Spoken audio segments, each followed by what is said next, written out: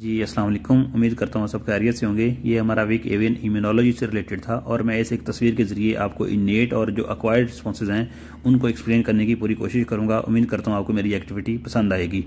First of all हम जो इनेट response है उनकी बात करेंगे। जैसे ही पैथोजन इंटर होता है तो उसके आगे जो है फिजिकल केमिकल बैरियर होते हैं जो कि अपना रोल प्ले करते हैं उसको अवॉइड करने में या उसकी जो एक्टिविटी उसको डिले करने में। साथ नेचुरल एंटीबॉडीज आ जाती हैं। इसके बाद मैक्रोफेजेस और डेंड्राइटिक सेल्स होते हैं जिन्हें हम प्रोफेशनल एंटीजन प्रेजेंटिंग सेल्स कहते हैं। अब यहाँ पे होता क्या है, जैसे जो पैथोजन है उसके अंदर पैथोजन एसोसिएटेड मॉलिक्यूलर पैटर्न्स होते हैं जो कि cells via pathogen recognition receptors के जरिए उसको डिटेक्ट करते हैं। अब जो पैथोजन और जो डेंड्राइटिक सेल्स हैं ये जो उसको खुद भी किल कर सकते हैं पैथोजन को, और इनका इनका जो पूरा प्रोफेशन इनका काम क्या होता है, ये उसको कैप्चर करते हैं, उसको प्रोसेस करते हैं और उसको प्रेजेंट करते हैं टू द जो टी सेल्स के को ये प्रेजेंट करते हैं वाया MHC जो कि मेजर हिस्टोकम्पैटिबिलिटी कम्प्लेक्स है। तो उसके जरिए ये टी सेल्स को प्रेजेंट करते हैं जो कि वहाँ पे TCR होते हैं, टी सेल रिसेप्टर्स होते हैं अल्फा और बीटा, और वहाँ पे इंटरफेरोन्स जो होते हैं वो भी अपना रोल प्ले करते हैं। और यहाँ पे होता क्या है, अब यहाँ से आगे दो तरह के रिस्पांस प्रोड्यूस होते हैं। जो टी सेल्स हैं ये आगे टी हेल्पर सेल्स में डिवाइड होते हैं और वहाँ से दो तरह का रिस्पांस प्रोड्यूस होता है, TH1 या TH2। जो TH1 होता है वो सेल मेडिएटेड रिस्पांस होता है और जो TH2 है वो ह्यूमोरल रिस्पांस होता है।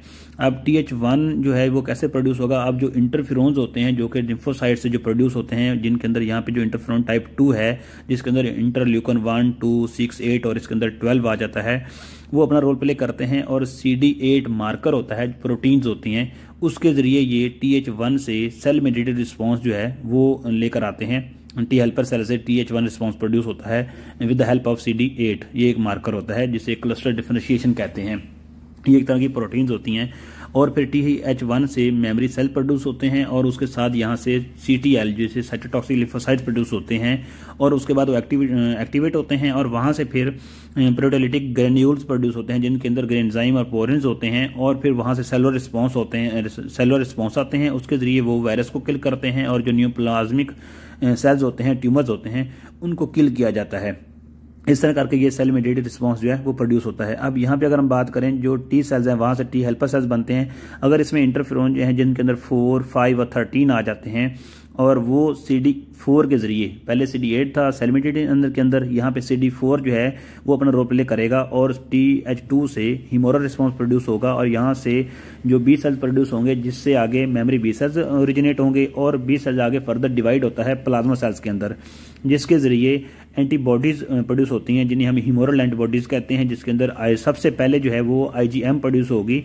जो IgM जो ये पेटामेरिक फॉर्म में होता है और सिस्टेमिक होती है, और इसके साथ IgG है वो भी सिस्टेमिक होती है और उसके बाद फिर IgA प्रोड्यूस होती है और इस तरह करके ये एंटीबॉडीज अपना रोल प्ले करते हैं। अब हम वापस डेंड्राइटिक सेल से नीचे सोमैटिक सेल लिखा हुआ है जिसके अंदर फाइब्रोब्लास्ट भी आ जाते हैं और एंडोथेलियल सेल्स भी आ जाते हैं। ये न्यूक्लियोटिक सेल्स होते हैं और ये इनके थ्रू MHC1 को ये यूज़ करते हैं। जिस तरह मैंने पहले बात की उसमें MHC2 यूज़ हो रहा था, अब यहाँ पे MHC1 यूज़ होगा। इसके ज़रिए ये जो भी एंटीजन प्रेजेंट होगा ये इसे साइटोटॉलिक पाथवे भी कहा जाता है क्योंकि ये साइटोप्लाज्मा में इसका एक्शन होता है, सारा मैकेनिज्म होता है और इसलिए ये APC के जरिए नहीं बल्कि सीधा यहाँ पे सोमैटिक सेल्स जो हैं वो MHC1 के जरिए सीधा जो पैथोजन है उसको प्रेजेंट करते हैं CTL के जरिए और वहाँ से दोबारा फिर जो ये आपको लास्ट में नीचे एरोज भी शो नज़र आ रहे होंगे और इस तरह ये सेलुलर इम्यूनिटी है वो प्रोड्यूस होती है और सेलुलर रिस्पॉन्स प्रोड्यूस होता है। इस तरह नीचे हाइड्रोफिल्स हैं, ये फर्स्ट लाइन ऑफ डिफेंस अपना रोल प्ले करते हैं अगेंस्ट बैक्टीरिया। ये जो ट्यूमर्स के नीचे ISC है ये इंटरफेरोन स्टिमुलेटेड जीन्स होते हैं जो कि वायरस को किल करने में रोल प्ले करते हैं। ये एक एंडी के अगेंस्ट जो बर्ड्स का जो इम्यून स्टेटस होता है वो ओवरऑल दिखाया गया है। सबसे नीचे आप देखें CTL के सामने दो डिवीजन की गई हैं जिसमें CTL अल्फा और बीटा चेन्स हैं और उसके नीचे जो है CTL जो है इंट्रा एपिथेलियल लिम्फोसाइट्स होते हैं जिसमें डेल्टा और गैमा चेन्स जो है उनका जिक्र किया गया है। ये ओवरऑल जो है इम्यून स्टेटस है एंडी के अगेंस्ट बर्ड्स का, जिसमें इंटरफेरोन का काफी रोल होता है, ओवरऑल वो अपना रोल प्ले करते हैं। अब इसके बाद जो चिकन्स की एंटीबॉडीज होती हैं जिसमें IgM सबसे पहले प्रोड्यूस होती है, उसके बाद IgG और IgA प्रोड्यूस होता है। उसको मैंने यहाँ पे दिखाया है कि क्लास स्विचिंग किस तरह होती है। लाइव वैक्सीन हम करते हैं तो सबसे पहले IgM आएगा, फिर IgG और फिर IgA। इसके बाद जब बार बार फिर बूस्टिंग करते हैं या जब प्रोड्यूस होती है फिर अफिनिटी मैचुरेशन होती है जो कि किसी भी एंटीजन के खिलाफ, स्पेसिफिक एंटीजन के खिलाफ जो मैचुरेशन आती है, अफिनिटी आती है। और किल्ड वैक्सीन में मोस्टली जो IgG है वो ज़रा प्रोड्यूस होती है, IgM कम प्रोड्यूस होती है। इस तरह करके फिर किल्ड और लाइव वैक्सीन की जाती है ताकि हम तीनों जो इम्यूनोग्लोबुलिन उनको प्रोड्यूस कर सकें।